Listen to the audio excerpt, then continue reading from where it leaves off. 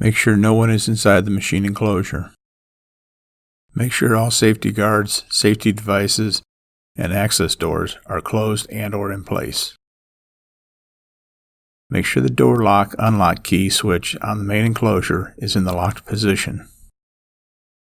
Make sure the compressed air supply is on and within range, generally 80 to 100 psi.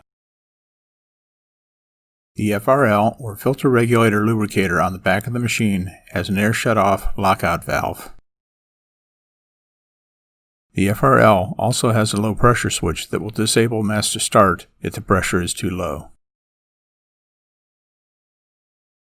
Pull the air shutoff valve push button to make sure that it is released.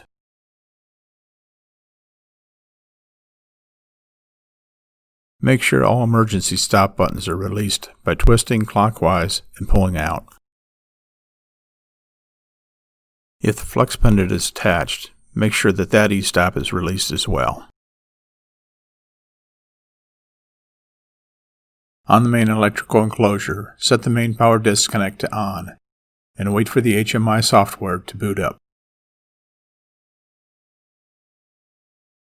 On the operator console, press and hold master start for a few seconds.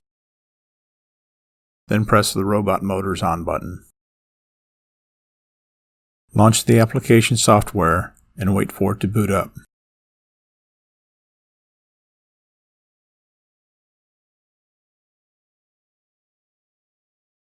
Verify that items due in the preventive maintenance schedule have been completed.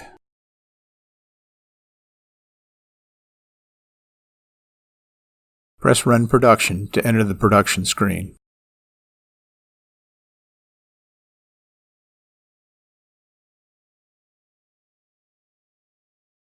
When complete for the day, clean the vinyl chips out of the interior of the machine.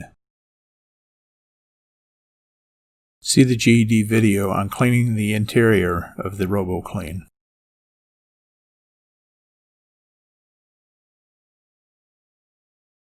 Press End on the production screen to exit to the main menu.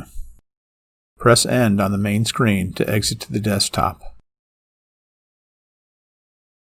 Press Emergency Stop, then walk to the rear of the machine and turn off the main power disconnect to power down.